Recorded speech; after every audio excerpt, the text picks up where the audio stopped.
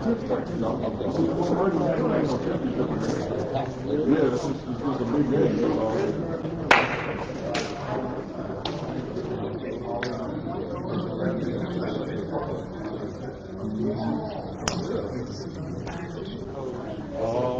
right, ladies and gentlemen, thank you again for being here. My name is Isaiah Weaver, and I get to serve as the impact leader for the state of Oklahoma for Profound Gentlemen. Just to give you a little information, Profound Gentlemen is a national educational cohort. We found our history in serving men of color who serve students in the classroom, but we wanted to open up our services to our community, specifically around the state of men of color in Tulsa initiative. We want to talk about how we're doing in our community. And this is really rooted in the understanding that men's mental health, there's a stigma around it, but we want to destigmatize men's mental health. I want to introduce our panelists. First, we have Jerron Shaw, who is a licensed professional counselor of 23 years, experience in healthcare and mental health. A Tulsa native raised near MLK and 46th Street North, Jerron serves as the school-based mental health therapist at Crossover Prep Academy, supporting students through anxiety, depression, grief, and resilience building. We also have Mr. Leon Skillins, known as Coach Skills. Leon is a licensed therapist under supervision with 15 years of experience, a graduate of Florida A&M University and Langston University. He is a strong advocate for Black men's mental wellness and community-based care. We also have Coach Isaac Bennett. Coach Isaac Bennett is a health coach, community wellness leader, and founder of Grow Daily, focused on habit building through physical activity, nutrition, education, accountability, and youth mentorship. On our panel, we also have Mr. Isaac Stevens, or Coach Isaac, as some of the students like to call him at Crossover Prep Academy. He is an educator here at Crossover Preparatory Academy, men's minister, pastor, and lifelong North Tulsa resident, trained up at ORU. He mentors young men in discipleship, identity, and kingdom-centered leadership. And then finally, we have Mr. Milton Dean III, an educator and community leader with nearly 20 years of experience, math teacher at Street School, college access navigator, faith leader, and board president of Uplift Ed, committed to equity and economic mobility. And so at this time, I'm going to pass it over to our panelists. If we can pass some of these microphones down. I know there's 5 of you guys, but we have 4 microphones, so we're going to play a hot potato with the microphones so that we can have a good conversation. Just make sure those are turned on. As we go through the panel, our discussion questions will show up on the screens in front of you so that we can all stay on the same page. And then at the end of our time, we will have an open mic Q&A. So if there's questions, comments, concerns that you would like to address here, we'll have that time. One last housekeeping thing before we pass it over. If I can have our representative from the Bedrock Initiative, St. John Ascension, to come up and just share a little bit about the services that they offer and their presence here today. Let's give them a round of applause as they come. Good morning, my name is Frankie, and we are Ascension St. John Bedrock Initiative. We're focusing in North Tulsa faith communities. We're offering heart screens if you enroll in our program. Today we're going to do some blood pressure screening for you. Thanks so much for being here. And at this time, I'm going to turn it over to our moderator, Jerron Shaw.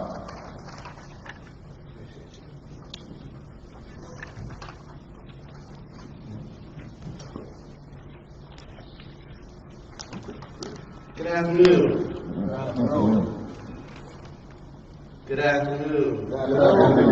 It's a little bit better. I figure we should be awake. I know I won't. Well, if anybody's awake right now, I am, but. All right. Welcome. How are you guys doing today? Alright, good to go. So what I want each person to do on the panel is just kind of briefly introduce themselves. I know Mr. Weaver, profound gentleman, introduced themselves, but I'll give them a chance just in case you didn't see the pictures and they didn't raise their hand like I didn't raise my hand. And they get a little bit to say about themselves. So, start from the left.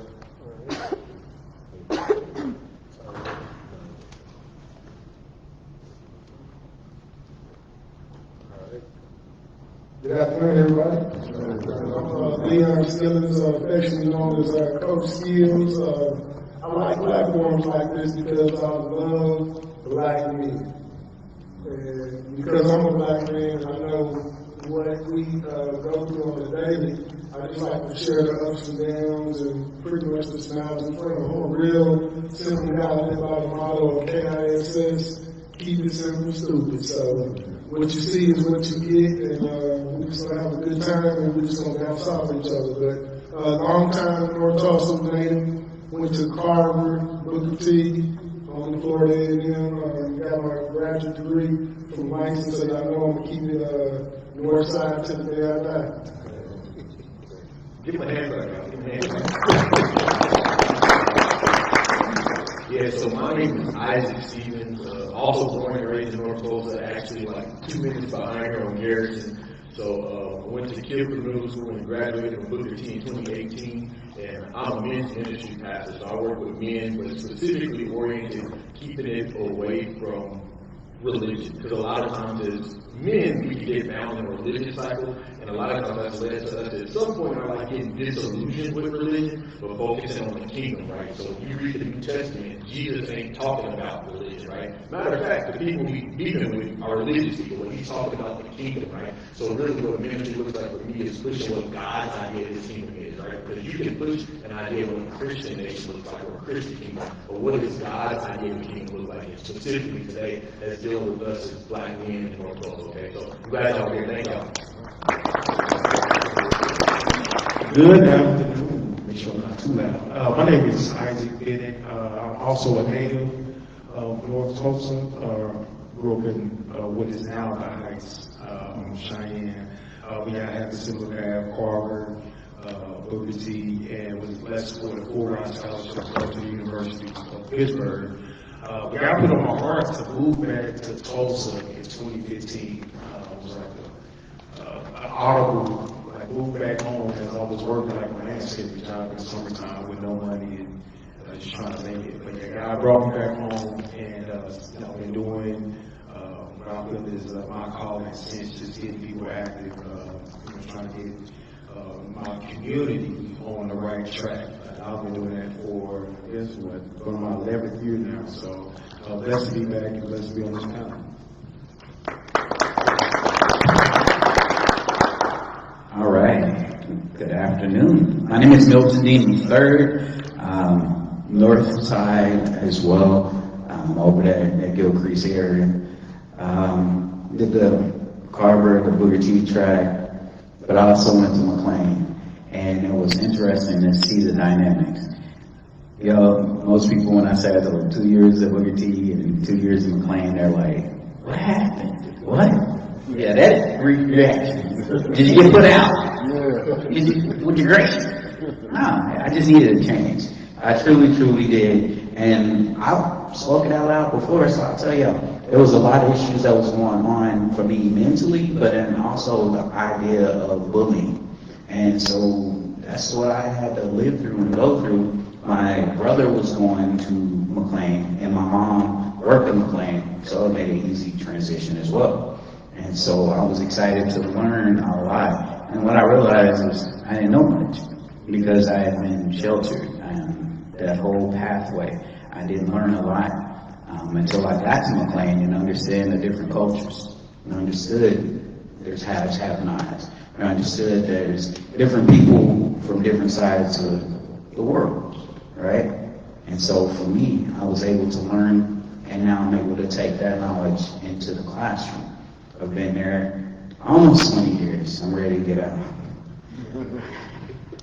I'm excited to be up here and tell you about my lived experiences, and I'm just excited So I like to talk anyway. So I'm glad you're here to listen. Alright, last name is Ron Child, born and raised, just like everybody else here. North Tulsa, grew up off 46th Street. Addison, went to McLean for a little bit. Military, law enforcement, mental health, healthcare, emergency medicine care. Really came back working in ministry to help uplift and upbuild North Tulsa. But my primary focus right now, and this is a timely conference, I focus on men's health. Currently I have a space, it's Mancraft, and it is men only.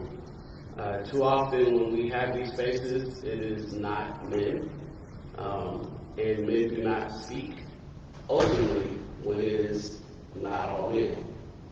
And they are not honest when it is not all men. And that is coming from years of practice in mental health, in counseling, and my experience with other cultures, traveling, and just seeing. So this is going to be important today, conversation that we're going to have. So we'll start off by why is this conversation important? Who wants to take a stab at that? The conversation we're having. All right, if I start, y'all might not get the chance. Hey, I feel like the conversation is important. It's well needed. A lot of times, like you were saying, men don't communicate anything that's going on, especially if you're around other people that you're not comfortable with. I finally got to the place in my life where I'm open to transparency completely. But that's because God does work in me to get to that point. And I serve as a deacon as well in New Jerusalem Baptist Church. And I feel like conversation leads to, being able to be open allows other people to be open. The only way you can learn is if you listen. And I have an understanding that you need to do more listening than talking. So I'm working on that as a skill. It took me a while to develop because in the classroom, that's all I did. But now I understand being in street school, you need to listen more than you talk. And so when you have a conversation, and I'm hoping to field a lot of questions and connect with a lot of you afterwards, I'm learning every day. I'm a lifelong learner. I'm never going to get to the point where I say, I know it all. Because conversations are important and I still want to have them. So if I'm having them, I'm going to learn. Yeah, I like to, and I want to piggyback on what Mr. Dean said as well. How many of y'all from the old school again? How many of y'all heard that jargon, conversation rule the nation? Okay, so when I look at men, we go into barbershops, we go into the gym and places like that, and I've been a contributor to conversations that led to nothing. We talk about sports, what we learned tonight or what we doing tonight, and those roads lead to nowhere. So another thing I'd like to bring to your attention is how many of y'all were raised with that notion, what goes on in the house stays in the house. I was too. I got it, but as I've gotten older, I think that has been sort of a problem for us. Because what I'm finding in the work that I do, and the clients that come to me, is that a lot of guys who experience some of that early childhood trauma, as they become adults, because they weren't able to talk about it then, it's coming out in their relationships with their wives, with their children, with their co-workers, and things like that. So we have to create these types of spaces. I'm thankful for Ms. Isaiah Weaver to provide us with these opportunities. And I love to take advantage of them because we get to be vulnerable. We get to see the safe environment, like Mr. Shaw said.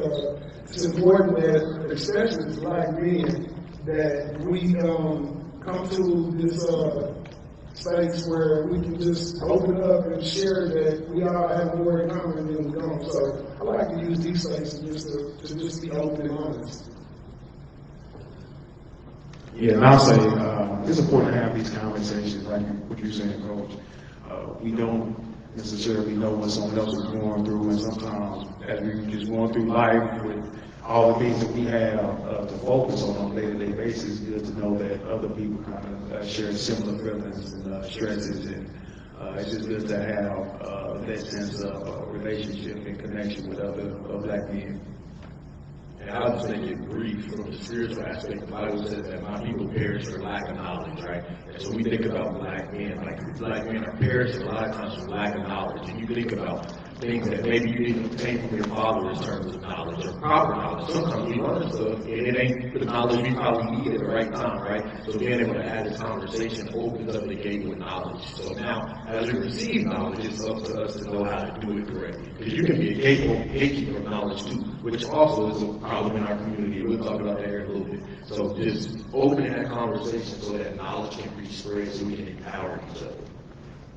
All right, so if you're sitting here, you're probably like, what are we talking about? Because we haven't mentioned any of that. So let me go through an overview real quick. We're going to be talking about love. We love one another through our actions and character. Love is the respect we give to ourselves and others. Love is how we approach work. Love answers the way,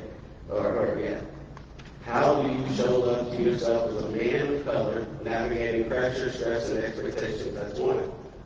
The next one is authenticity. I'm not going to read the definition, it'll be back up there again, but the question is, how has vulnerability helped shape your personal healing, spiritual grounding, and mental well-being? Next, we have unity. Where have you witnessed unity among men of color in Tulsa, and what did that unity produce? What barriers make it difficult, and how can we intentionally overcome those barriers through brotherhood and community connection? Growth, mindset. What lesson from a failure or setback has most shaped the way you think, lead, and love today? How have you created a space in your life for reflection, learning, and personal growth, mentally, spiritually, and or emotionally? And last, hope. Where do you currently find your hope in the world that often feels heavy for men of color? What stories of resilience have encouraged you to keep moving even when the work is difficult? Acronym is LAUGH. So those are the topics that we're going to cover today, and that is what we're going to be talking about as each member of the panel was mentioning so far. So first, we're going to start off with love. Who wants to take a stab at love, since we like expressing love so much? Yeah. Or at least like saying it. Not for any ulterior motives.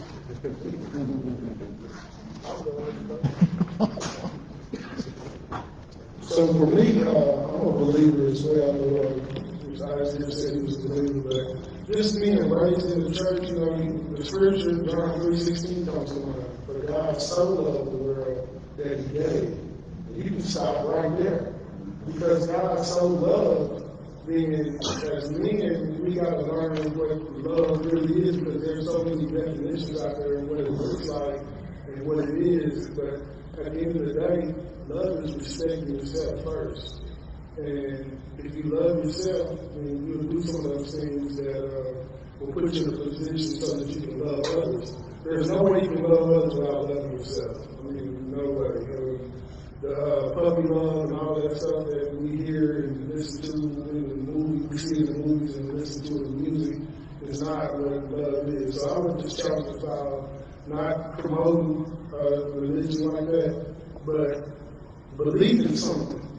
Whatever it is you believe in, take it and learn about that word love and let it penetrate your hearts so that you can produce some of the fruit of the Spirit.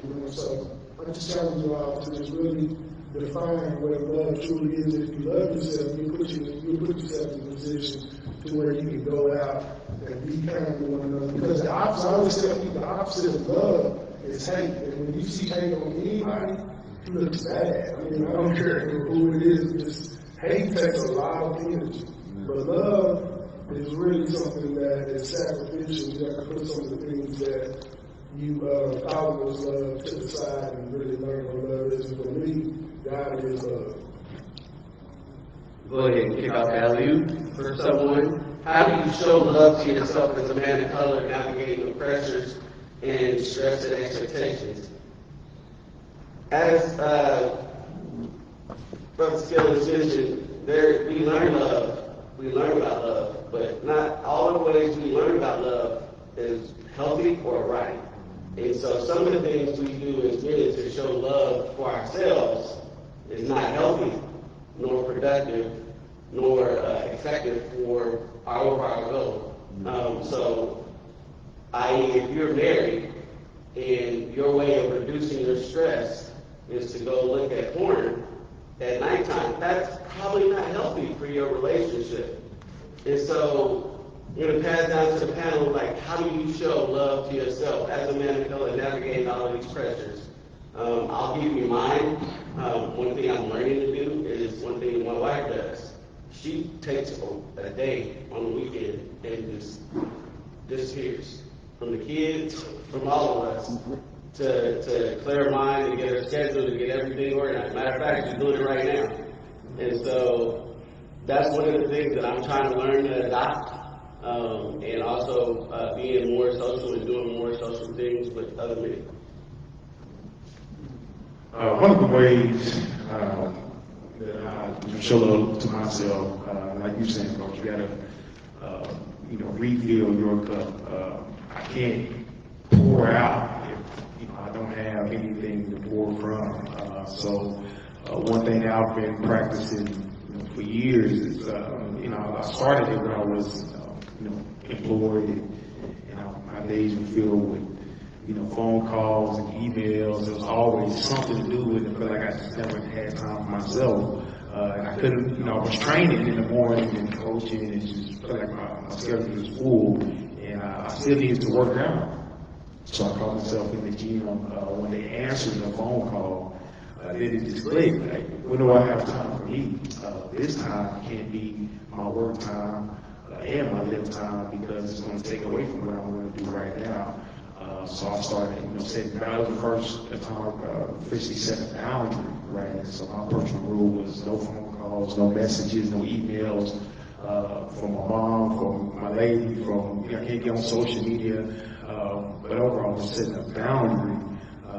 And that's one of the ways I show love to myself. Just setting boundaries, like even the conversations that I know I shouldn't be having when I'm supposed to be somewhere else. When I'm talking to people, sometimes you gotta, hey man, I gotta go.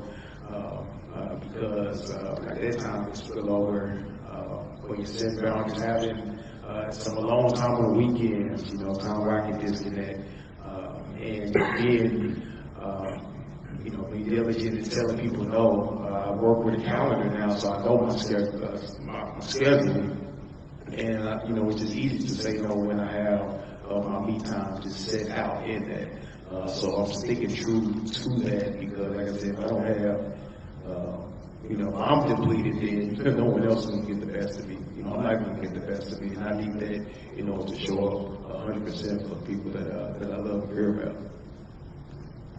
I'll be real quick, because he mentioned it, you can show love the wrong ways. And for the beginning of my teaching career, that's what I did. Like, I struggled with eating, struggled with porn, struggled with just confidence. And so, pressure and stress was just something I dealt with as a teacher. And I learned to live through it. And they can tell you over here, still as a teacher, I'm living through it, but I'm finding different ways to find love. I work out now, get up 4 o'clock in the morning, I'm at Planet Fitness. That's something that I'm doing, and I'm trying to improve my tempo. Spiritually, I'm in a lot better of a place. 10 years ago, I gave my life to Christ and started a new fresh journey. And I can say, just getting my mind together. I'll talk more about it a little bit later, but stress and depressed. I just learned to live through it. Even though I had coping mechanisms, I still didn't do it the right way. I had a 200/105 blood pressure one day, and they was like, go to your doctor. And I'm like, I'm all right. I'm okay. I mean, I felt a little tingle in my arm, but I learned to live through it. They was like, you should be in the hospital right now. And they're like, okay. And then Frankie did say, please. So I finally took my health serious and went over to the doctor. And I did go to work Monday and Tuesday. I went to the doctor on Wednesday, and the doctor was surprised. And I'm like, well, just what I deal with. As a black man, you just figure it out. You go through it. Whether it's pain, physical, mental, emotional, or spiritual. You figure it out. But when you start opening your mouth and talking and realizing other people are going through it, it makes it a little bit less, taboo. Just eliminate those stigmas. And I'm here to say, I guess I'm transparent, open book now, and talk about anything. And hello. All right. Yeah, I would just say too, they already mentioned it, but really just taking care of yourself, right? Self-stewardship. So a lot of times you go to church and they talk about stewardship, and they talk about finances, right? But stewardship is also something that we do for ourselves too, right? How am I taking care of myself, right? If we're a temple, which the Bible talks about being a temple of the Holy Spirit, you read about how detailed they have to be when they took care of the temple in the Bible. You have to go in clean, you have to make sure there's food in there, you have to make sure everything is prepared. But now we're the temple, right? And so I think a lot of times it's just taking care of yourself, because a lot of times we neglect ourselves for our family, our wives, our job, but that neglect is actually it's suicidal, right? Because you're so busy pouring out elsewhere. Like you said, people are very empty a cup. Eventually that will dry up, right? And so if you can't nourish yourself, you won't be able to nourish others, which is, again, that's genuinely what we want to do half the time, right? So just being able to take care of yourself and allowing the Lord to fill you up with the right things. And He'll tell you the things to say yes and say no to. So it's also important to have self-stewardship. So. I'm going to do something real quick that I probably should have said in the beginning. I'm going to rebuke the spirit of the thought that this is an event of correction. This is not. This is an event of encouragement, empowerment, and men open discussion. If you feel convicted about something that somebody said, then that's probably good. But I say that because on Mother's Day, when you go to church, there's always messages encouraging women and everything else. When Father's Day comes, what you get? Come on now. You get told all of the things that you didn't do, or what you need to step up. What you got to do is you got to get your paper up, and you got to get your spiritual. This ain't that. So the stories that you're hearing and the conversations that we're having is strictly for encouragement. We're going to have more discussions afterward, but I wanted to say that before we transition into the next topic, which is authenticity, definitions of love. We're going to start at how has vulnerability helped shape your personal healing, spiritual grounding, and mental well-being. Start off again. These men have been around, Skills and Isaac been around since the beginning when I started here, when I was actually walking without a cane. Their situation transpired. I was paralyzed. In 2020, as a result, went through a lot of pain, multiple back surgeries, led to depression, suicidal thoughts, anything you can imagine. Or even to this day, I swallow probably like 20-some pills a day just to manage pain, 4 times a day. And so it's very difficult in that moment if you stay isolated. And the one thing that I did not want to do, in being authentic with my family, is hide my pain and hide what was going on with me. I didn't want my son to think that I was Superman, even though I was suffering. I didn't want my wife to think that I was Superman, even though I was suffering, because that's sometimes what we do. We try to put on this cape and strap on everything else, and we'll be like, I'm all right. I'm just tired. I mean, you say I'm just tired. That's a loaded word. You mean way more than that. And so, how has your vulnerability helped shape your personal healing? For me, it's helped with how I feel, and the spirit that tries to convict me that I'm not enough, that I'm not doing enough, that I need to do more. It's helping my relationship with my wife and my son. So.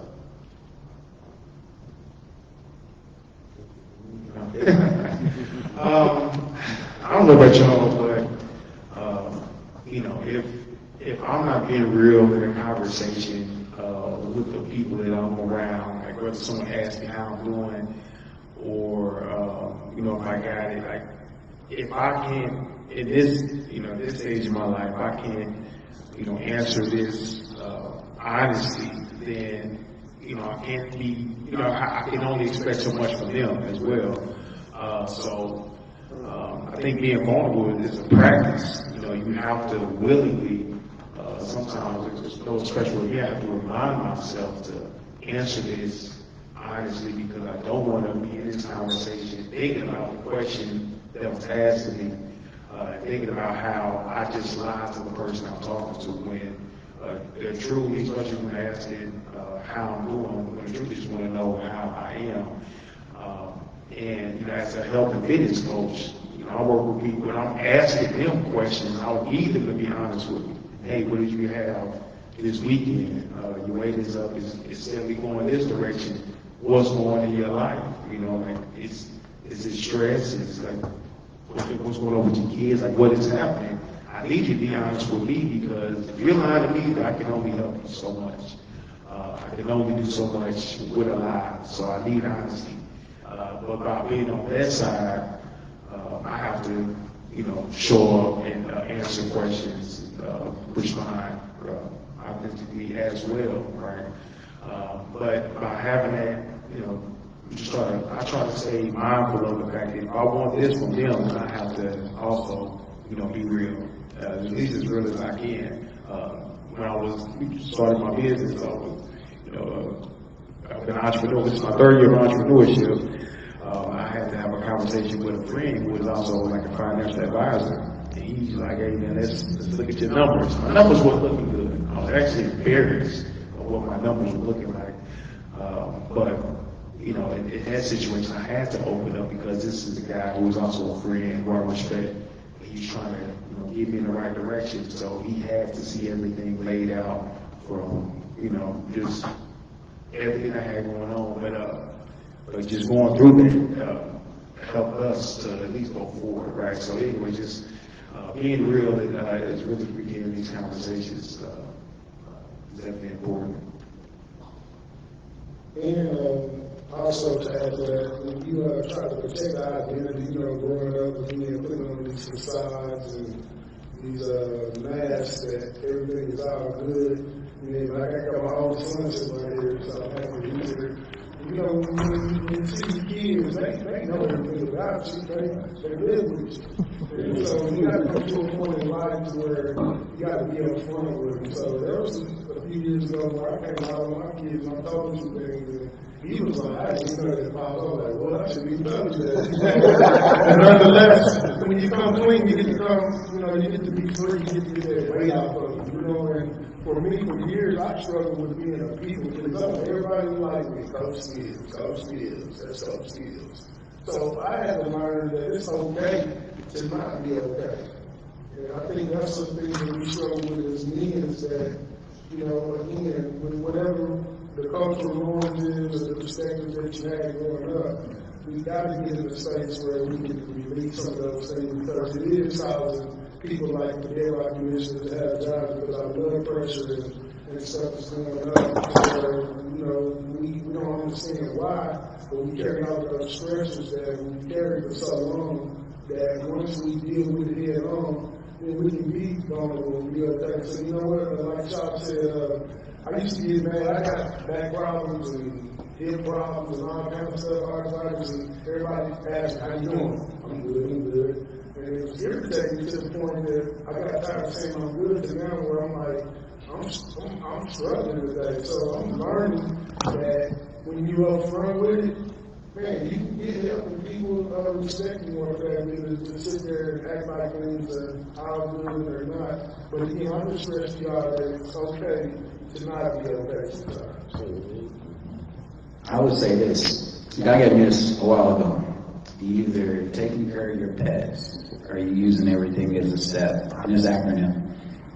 About the things that we consider important. The people, peers, parents, people we aspire to be like. And if we put that in front of everything, not exactly doing the right thing. Our experiences teach us a lot. We remember certain things, that first kiss, that first time we got to go out driving by ourselves. So those experiences are marked in our brain, and those are good things as well, but, you know, they're a point in time. The traumas, the traumas. I mean, being vulnerable right now, I've had a lot of traumas in my life, and a lot of that, that leads to the people or the person you are today. And so we use that, but as a reminder that every test, trial, tribulation is just a testimony. My story is for God's glory.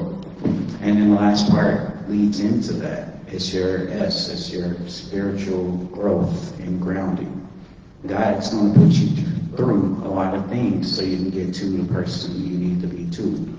If we flip that from pets to step, understanding that the spiritual is most important development inside, we can use our traumas as just testimonies to tell how we got through to other people. And we can talk about the experiences. Yes, you'll be able to do this and do that, but you don't have people indicating who you want to be in the future.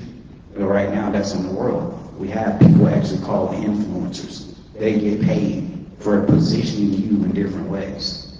And so we're all vulnerable. And so for me, it was the realization that God got something better for me.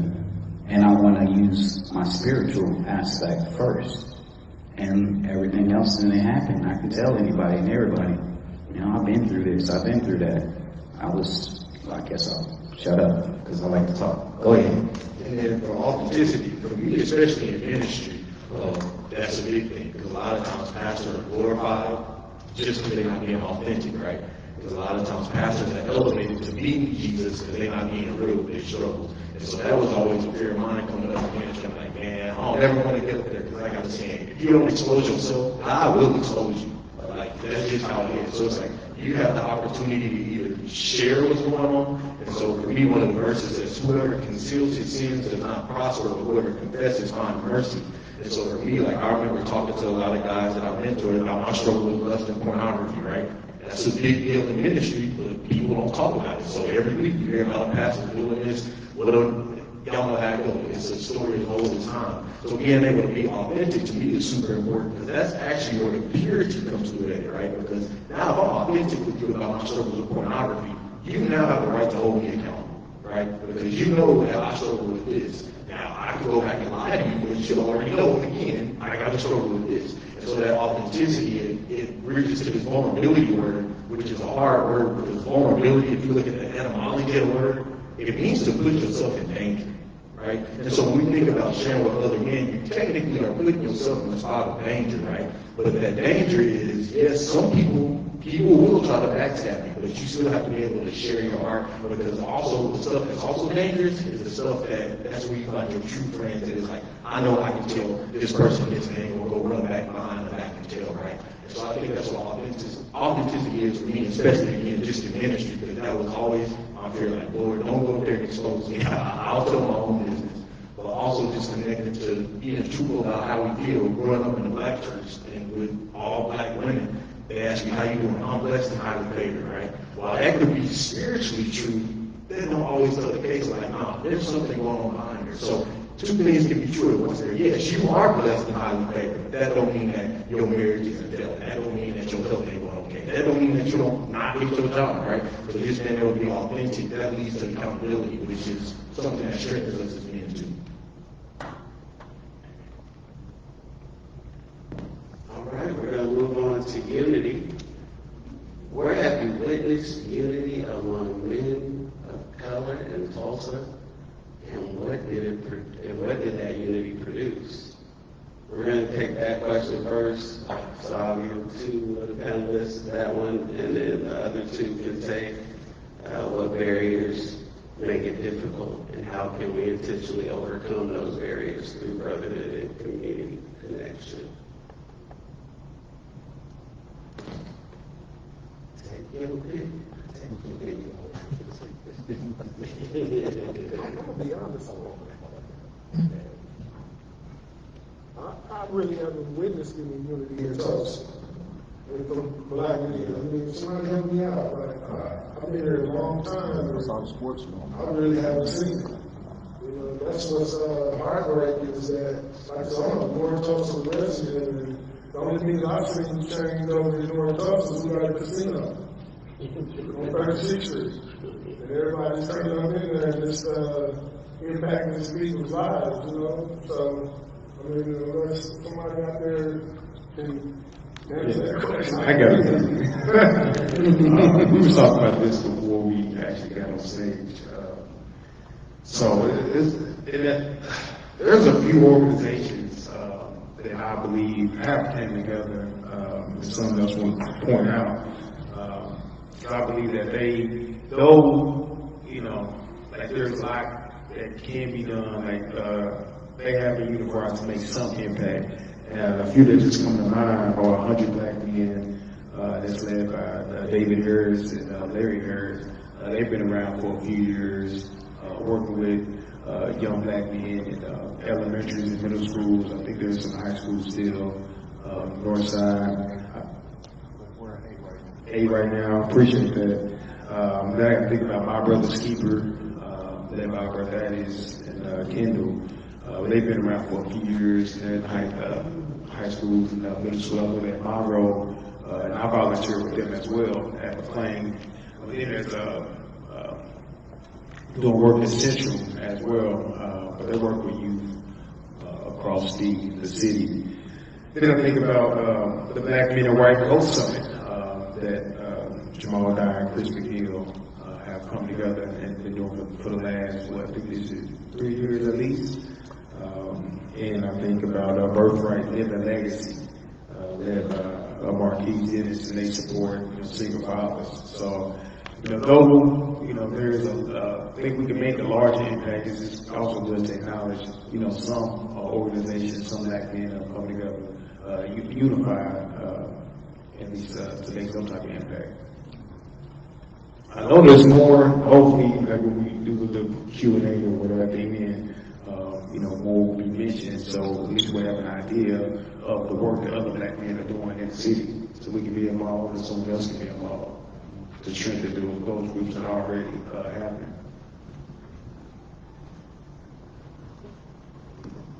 Am I going on one or two? All right, combination of both then.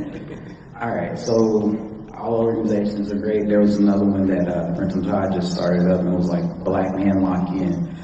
From that, I think 4 times so far. I've been to 2 of them. It's just a call out. Let's go out. Let's have fun. Let's network. There's no alternative meeting or immature.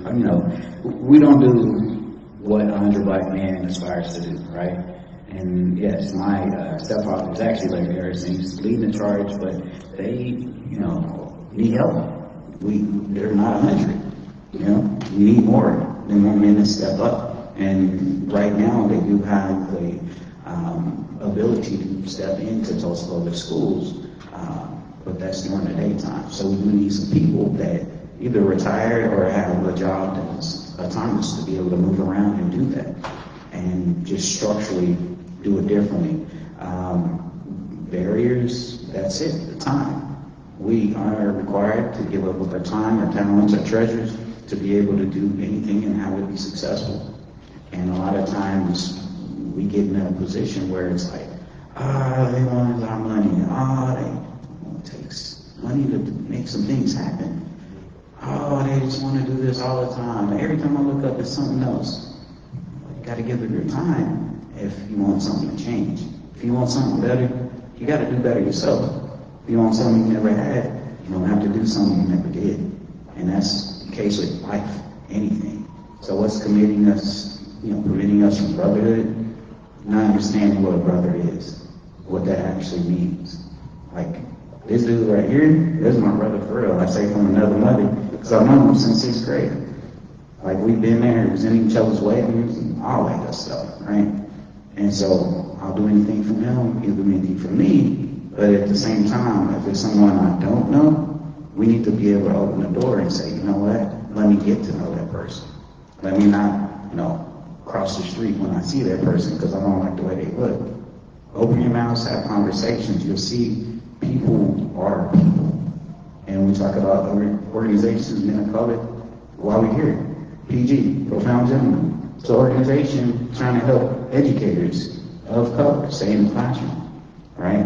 And so other organizations do have ties that they want to make, but a lot of it's specific to a certain cause. I love and I support every cause. I truly do. Whatever it is. If you're passionate about it, I want to hear about it, and I'll be there. Non-profit world, they, all show up. Right. So I'm gonna hit this real quick because this is a question that was not answered, but it's something you can just sit and think on. What did it produce? What are you producing? You me? You doing whatever it is that you're doing? What is it that you're producing? Some of these questions are going to have to be answered by the organization that measures their metrics in regards to their specific goals. When I look at Maincraft, we're producing emotionally healthy men and young men. We're connecting with them, also replacing some gaps in fatherhood with actual positive fatherhood figures. I look at Profound Gentlemen putting educators, black male educators into the classroom for men of color, which also increases the success of younger children. And has increased because there's stats that show having a black male educator in the room significantly changes the course of those black students. So on one hand, we can be doing stuff, but then there's also what did you produce? And then I'm going to go to just use it, think on whatever organization it is. What are you producing? And lastly, barriers. I can speak from example. 2017, 2018, I did a concert at Dream Center.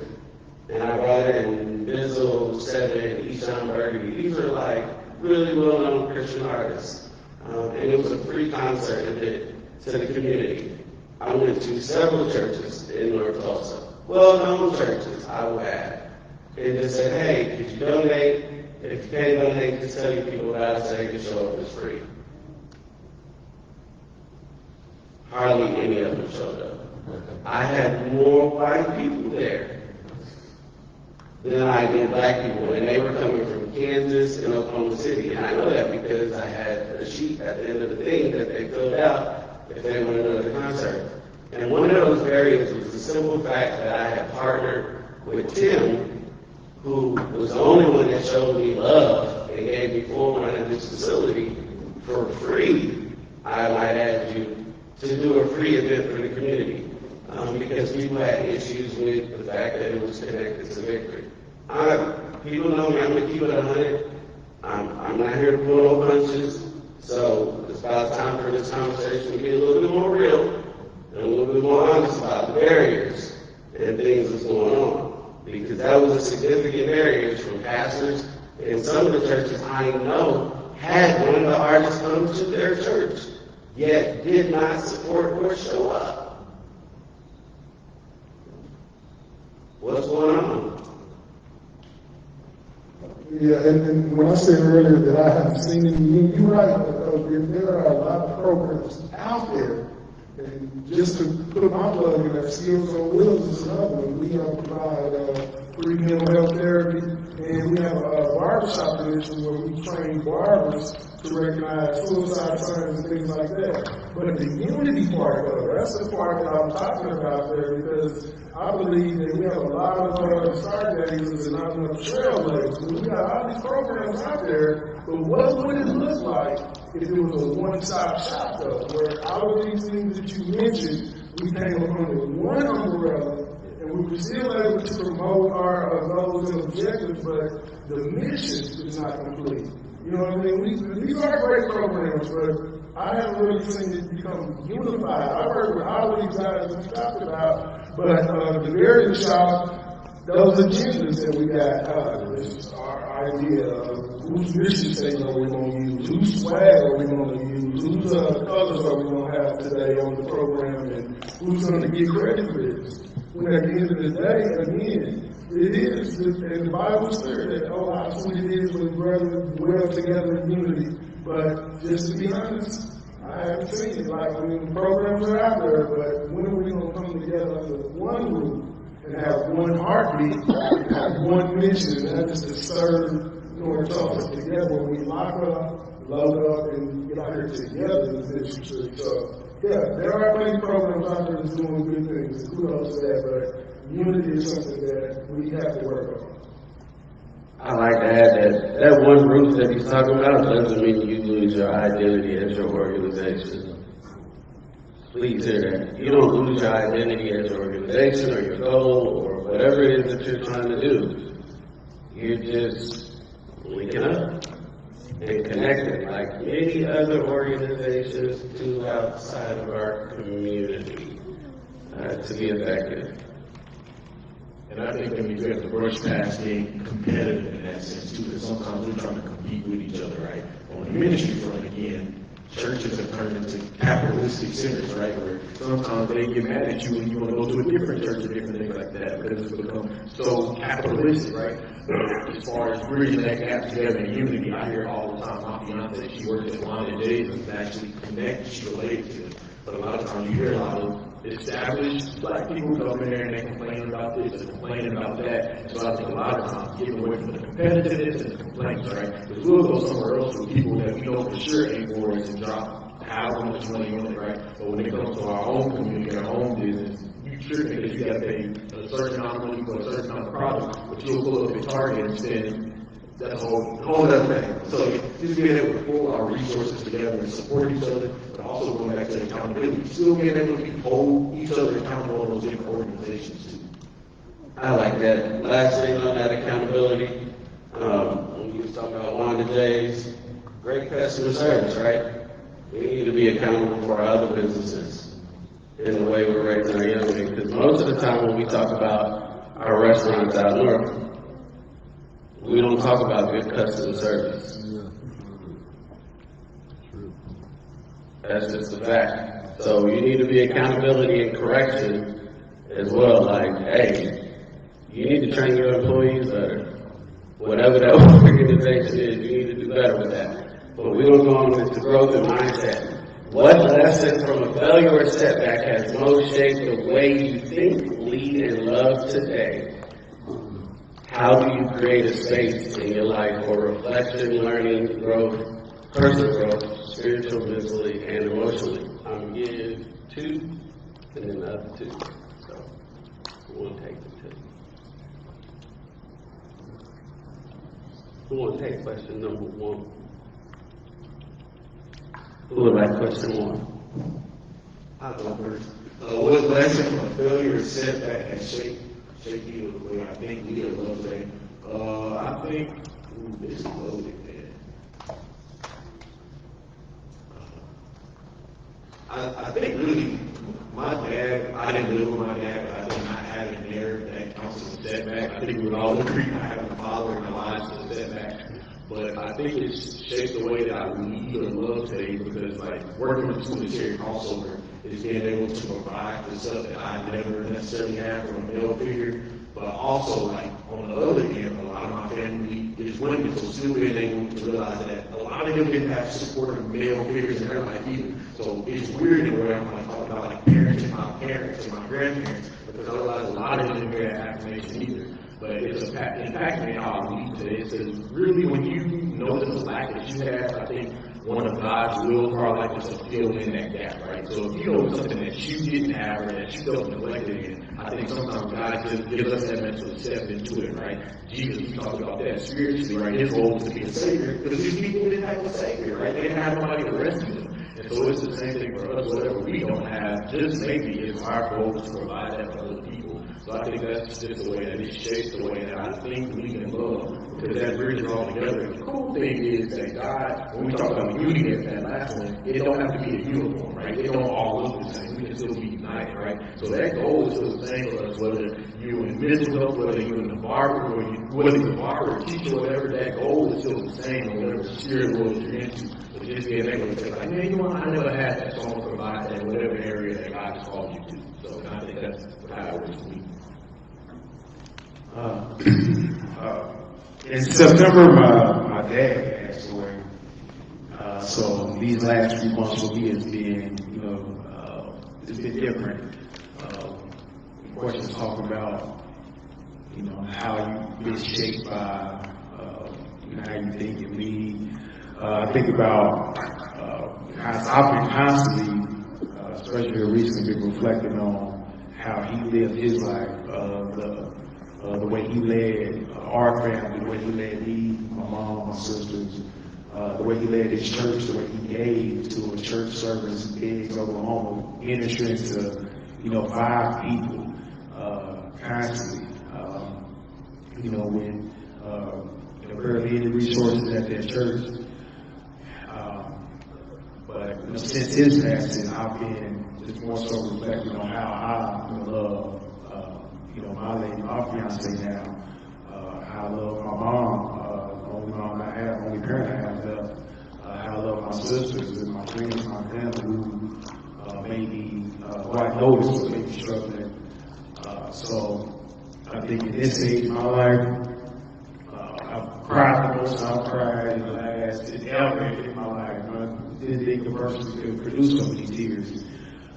But someone asked me, how I'm doing, I have to, show up and answer this question, realistically.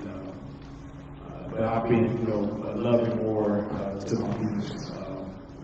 I say just because this state I'm in, how I felt that, my dad wanted me to love people around me. So I went on a little tangent right quick. It's all good. How do you create a space in your life for reflection, learning, personal growth, mentally, spiritually, and emotionally? This is a question I want you to sit and think on. We're not going to answer it. I want you to answer it in the feedback. I'm going to answer it up. And I'm sitting on that. Where, we're going to go to hope. Where do you currently find hope in a world that often feels heavy for men of color? And then what stories of resilience that kind of goes hand in hand have encouraged you to keep moving even when the work is difficult? If we don't have hope, we don't have anything. We don't have a reason to live. So that ties into the previous question as well.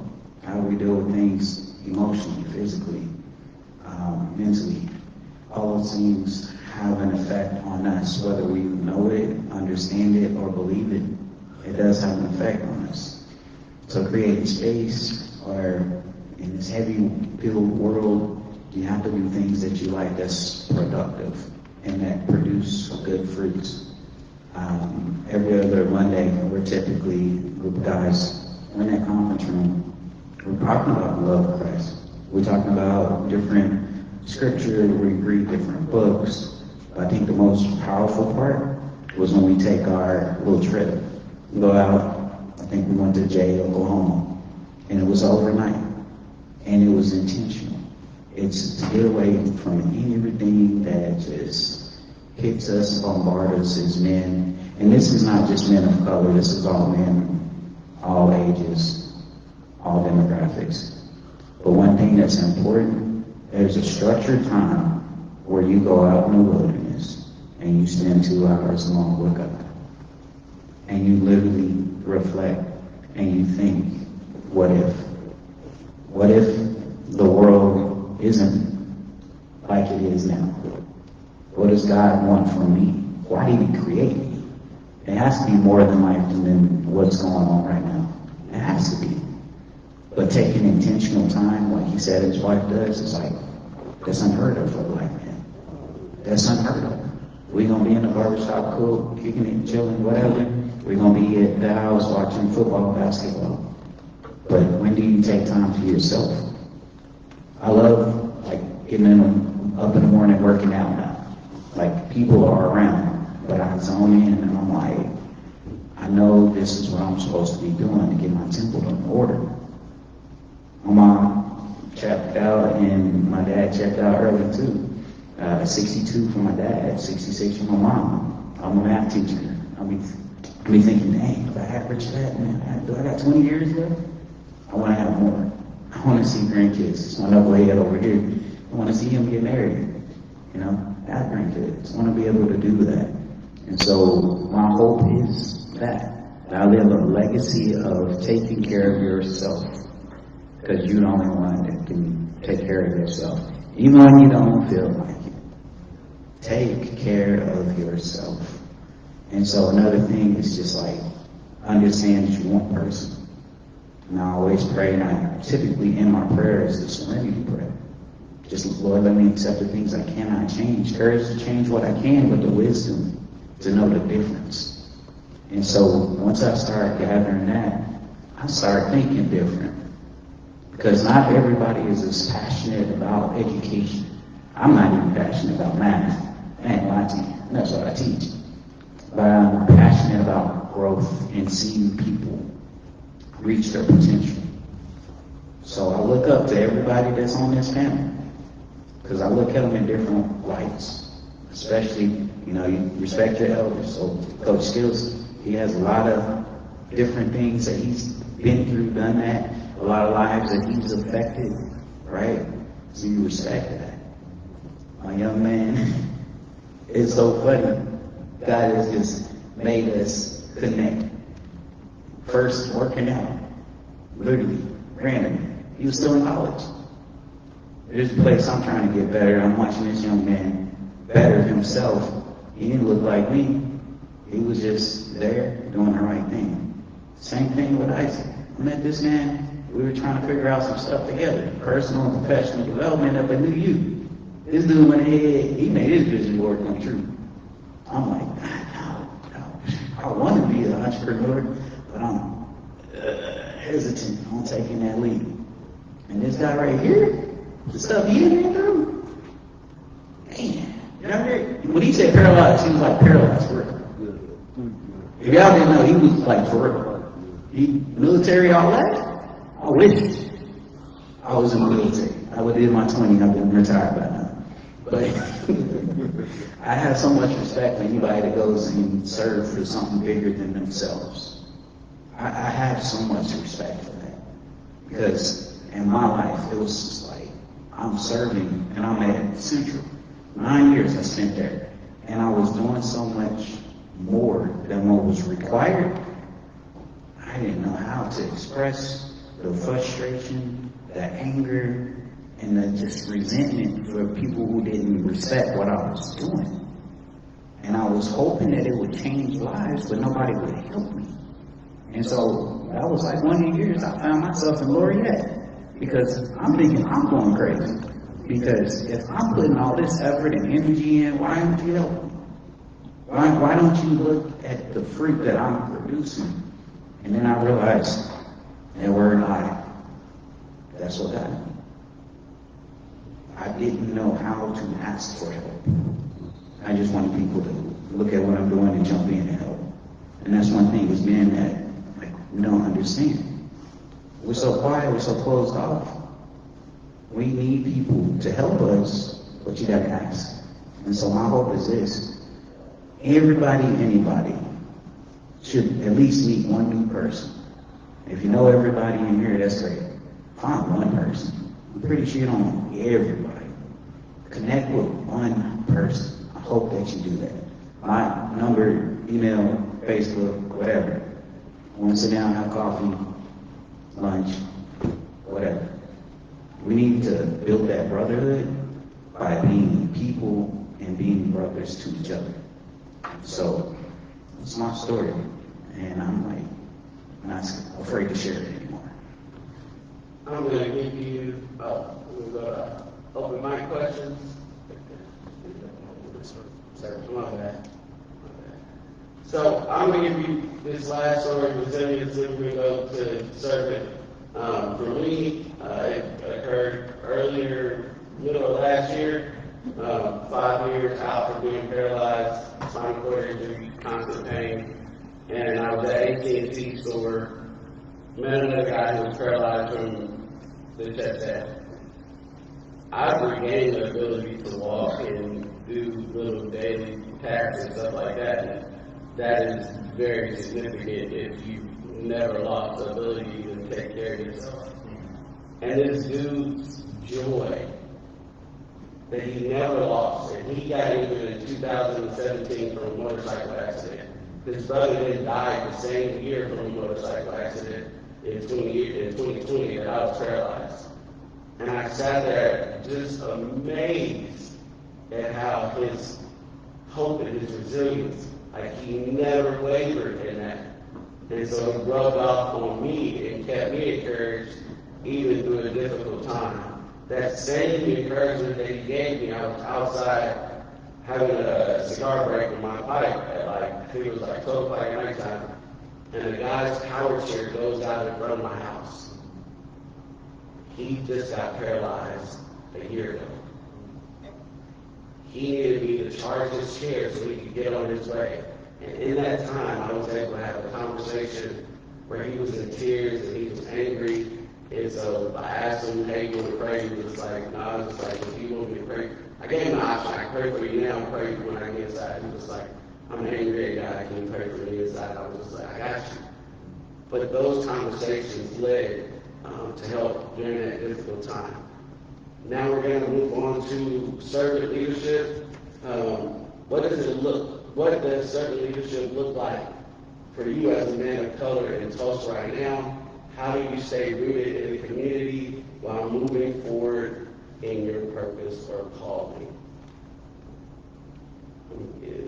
Two people take a stab at that. Gotcha. I'll kind of just mesh both of those together. I think servant leadership looks like for us as men of color, just doing what you're called to do, right? And on the spiritual aspect, if you don't know what you're called to do, right, you have to figure out the person who made you so he can tell you what you're called to do, right? Amen. And the example of that, I'm shouting out Donnell Hawkins. He teaches math here, but he spends all his extra time outside of school working with young men of color primarily in North Tulsa to get their math skills up, right? That's something that he's passionate about and good at, and he's helping a community where a lot of us just ain't good at math, right? He's helping them grow get ACT scores so they can get the money and go to college and different things like that, right? And then staying rooted in the community, that's also important, because how many times do we see so-and-so got a little bit of money so they can help their stuff pack up and left and move somewhere else, right? Move out of the community. So just being able to actually put that in our community and in ministry, that's something else I'm trying to work on right now. Because I find a lot of our boys, they're just, again, so disillusioned by God and things like that, which I think we've all had that phase. But being able to return to that again. Because if you don't know how something works, like every car got a car manual so you can know what exactly every function is, when the oil needs to be changed, right? And so a lot of times, just for us, that certain leadership, for me, get back in the community and reminding the person, reminding myself sometimes, like, no, you have a maker, connect back with him, and bring that back to our community, because that's where the real change happens, right? It's when the spirit is fulfilled. So.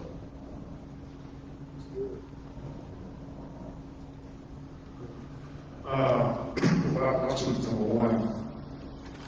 Servant leadership. So every Monday I'll lead a walking group and a run group. I've been doing community fitness, for a long time, free for the public.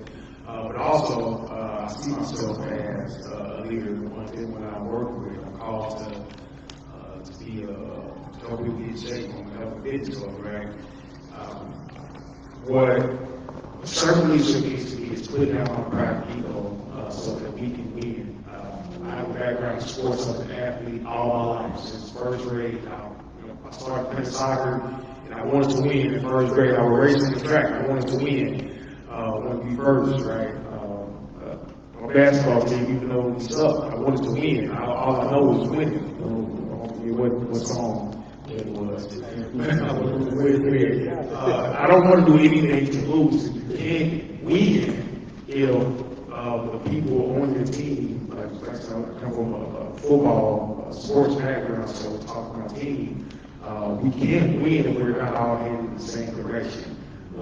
Usually on the team, you have a coach, you have someone who has direction in the household, someone is directing the household. If I see myself as I do, as this leader, then I have to know, I have to put my private ego to the side so I can know who on my team needs extra help, who on my team has a complaint, what is happening in this community that I'm working with, how are their needs being met, and how can I need to meet their needs more. But a lot of us, our leadership to me is looking at their private ego, figuring out what the problem is, if there is a problem, and fixing, correcting it, so we can steady head in the right direction, so we can grow together, so they can grow, and I can know what's going on, and I can grow, and now we can continue to grow together, because at the end of the day, the objective is not to lose. We're not trying to waste any time. We got to find out amount of time we're working with, and there's only going to be winning if we're all on the same page. So being a servant leader to me is putting on that, coming down to the level of my peers, the people I'm working with, and having these conversations with them, and listening, and asking, honestly and truthfully, like what is it that they need, and then trying to meet those needs like this, so we can win together. All right. We're going to move on to Q&A, but we had an example of what servant leadership is not. What is that, Juicy's video? I know some of y'all have seen that clip of that pastor dangling with his legs like that. And he counting money and stuff like that. That is not servant leadership. So if you need an example of what it is not, it is not. It is in the title servant. Do you serve? Not yourself. Serve others. Answer number two.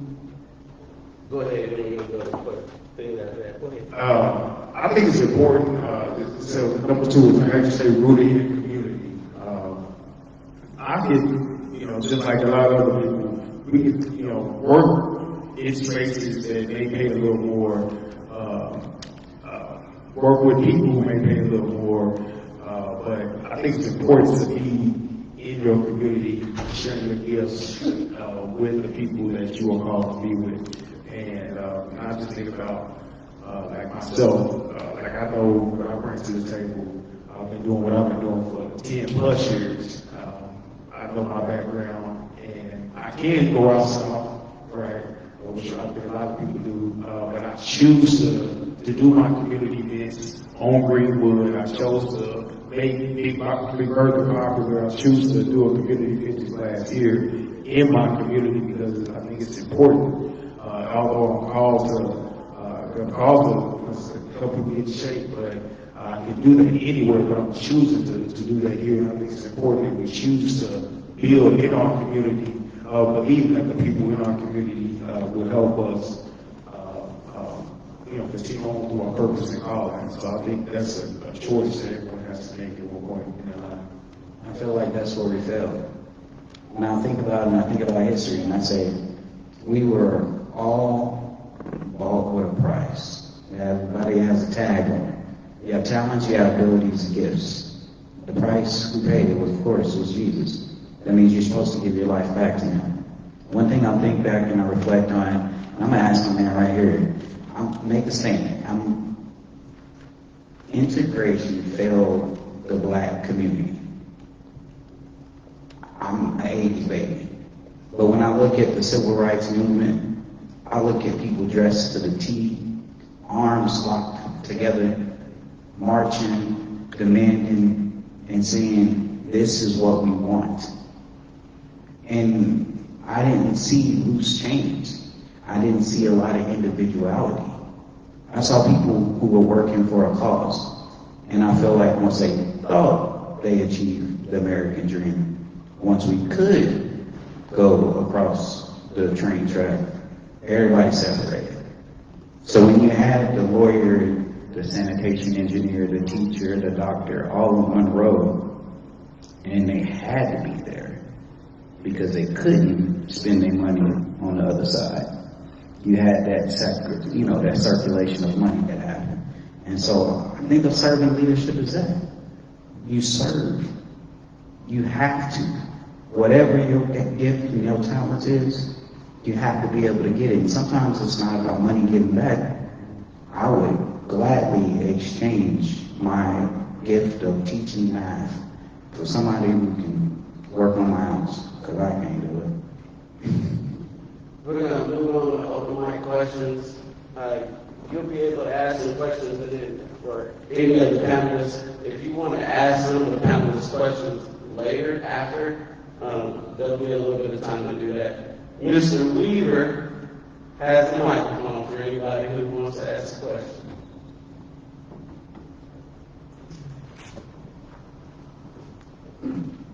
Hey, good afternoon, everybody. My name's Anthony, and appreciate you, Isaiah, for putting this together. I'll be very brief, and this question is for anybody who's on the panel. I won't say a few names. Andrew Tate, Kevin Samuels, Jason Wilson, Myron Gaines. Use some words like high value man, manosphere. The question to you all is, how do we define our masculinity in a way that does not diminish women? That is a very good question.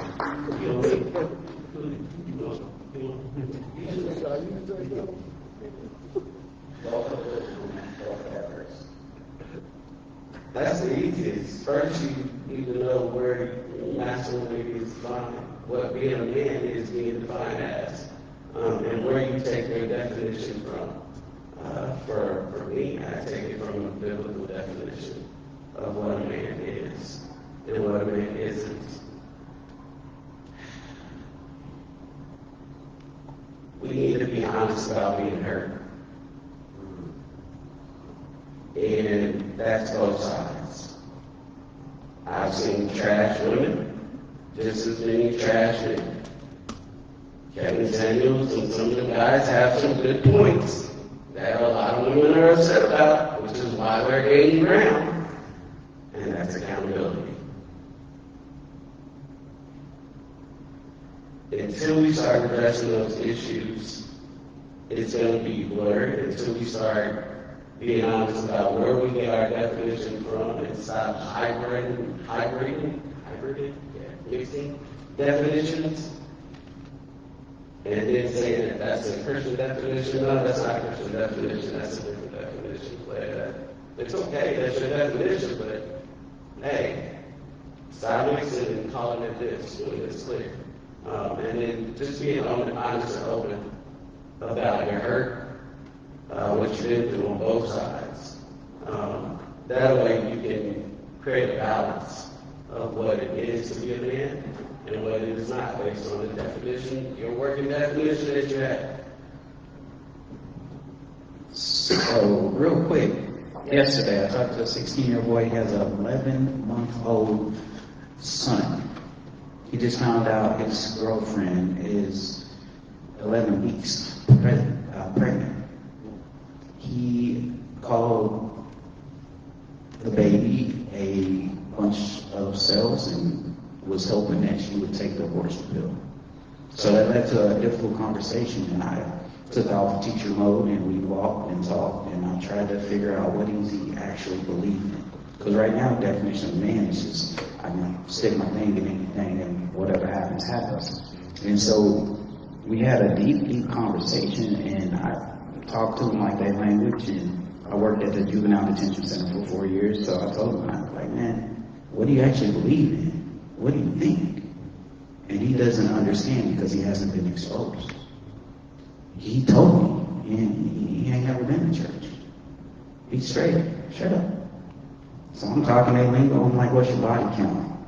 25. And if y'all don't know what that means, it means he slept with 25 different females. And I'm like, bro, ain't no way. It's something they do for fun. And so until we raise the bar what a man is, I'm saying, hey, you know what? Have females just step aside. Close your legs. That sounds so oxymoronic, right? Right? We can't just say it's all on the female. It's up to the man. Even if you're not raised by another man, you gotta figure out a mentor and be able to keep it real with them. And I'm talking to them, I'm telling them, man, you gotta figure some things out. And it's the same kid just last week. I took him to the clothing closet because he had an interview at McDonald's and he thought a hoodie was cool enough. And I'm like, bro, let's get your button down at least. And I was able to help him in that direction. And I actually was able to say, hey, it's a full suit right here. I got a picture. He actually put it on. And I said, you got to wear a full suit to an interview. You're right. But have some sense of style. Understand who you are. And he felt good when he had the suit on. And a lot of us, we carry those masks. And we understand that other people do something, so we think it's okay to look good. And so he's over there talking about, man, my brother got more than me. What? That's what he told me. And I'm like, if it's this easy for a 16-year-old, it's that easy for him? I can only imagine once you get a little bit older. And so, you're right, I watch some of those people too. And I'm like, where are the women that conduct themselves as people of integrity? And I'm going to leave it like that because I'm not going to say Christian, I'm just going to say your values.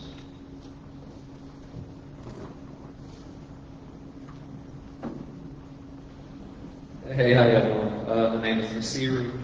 Pleasure to meet you all. How are you on the panel holding your peers accountable when they choose not to, push unity?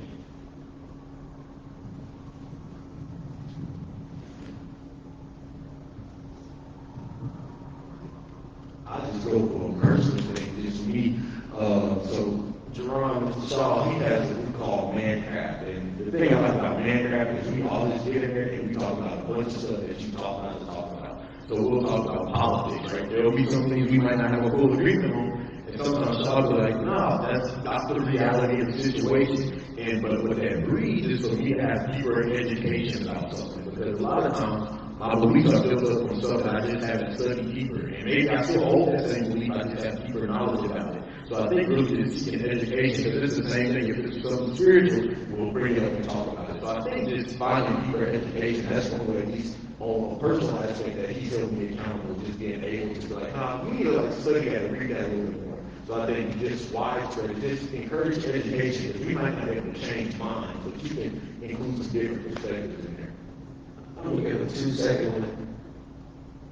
Have someone that you are willing to let speak into your life. Stop expecting it to come from someone you're not going to listen to.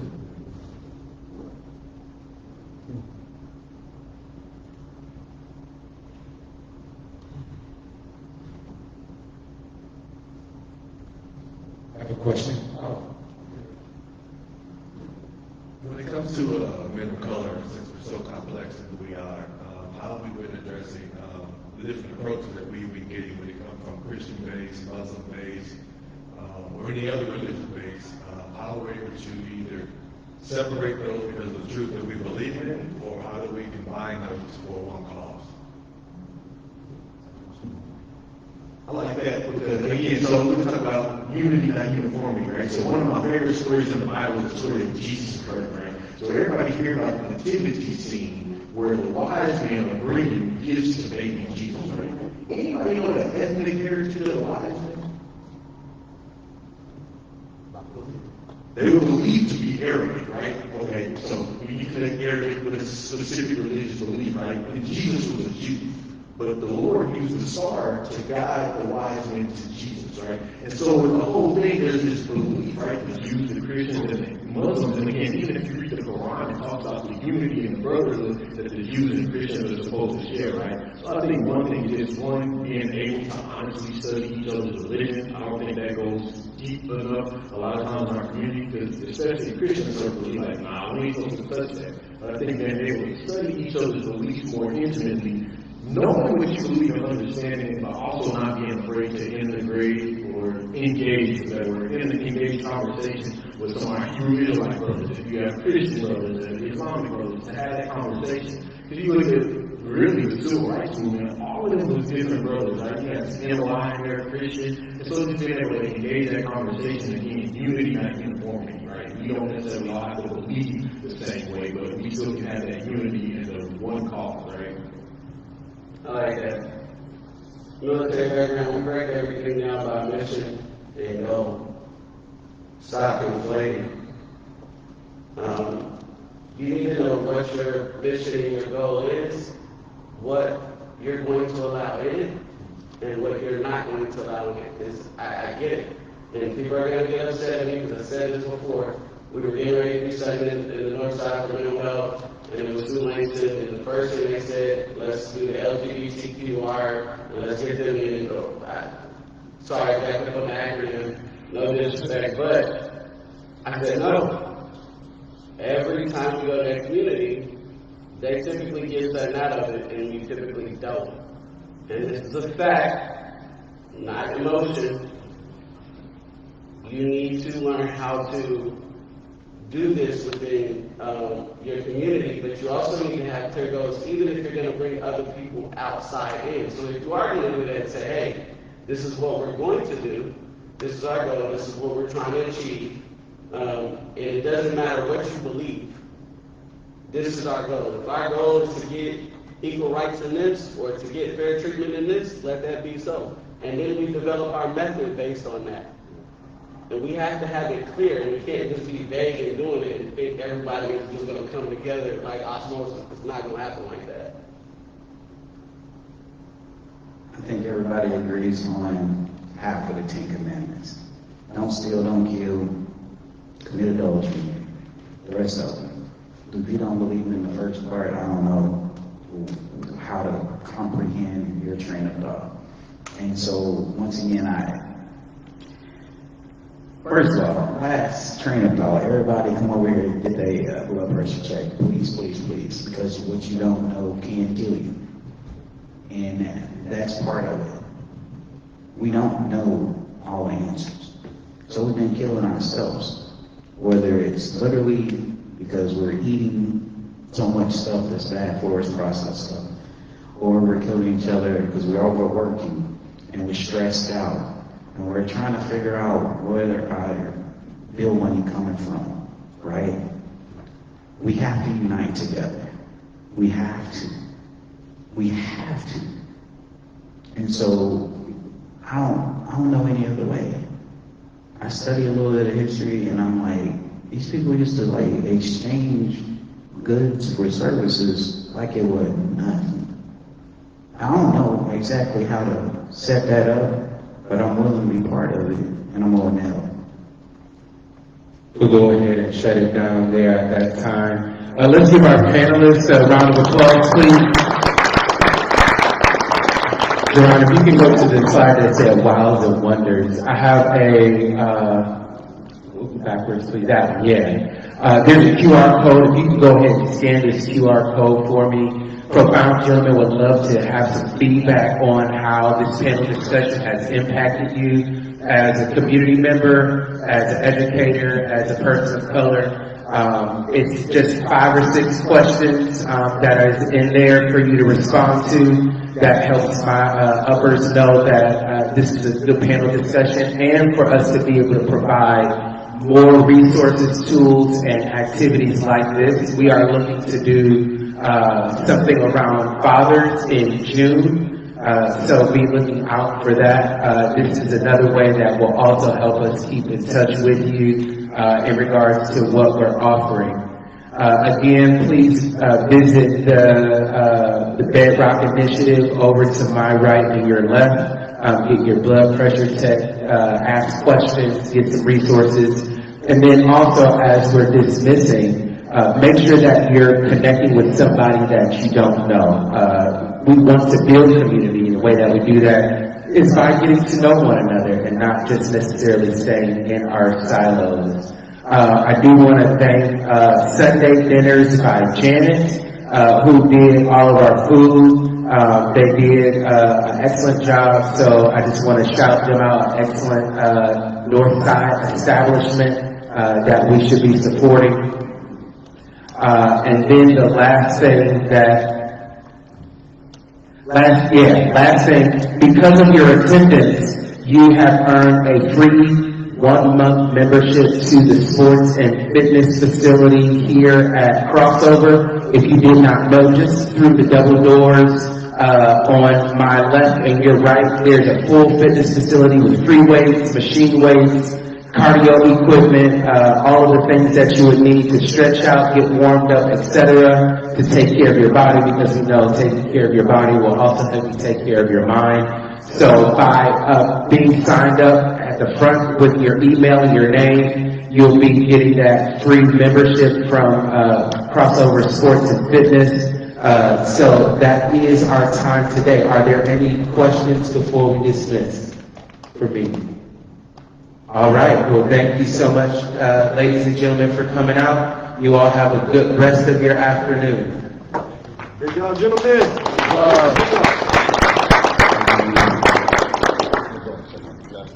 Make sure you connect with somebody before you leave, get information. I bet not go.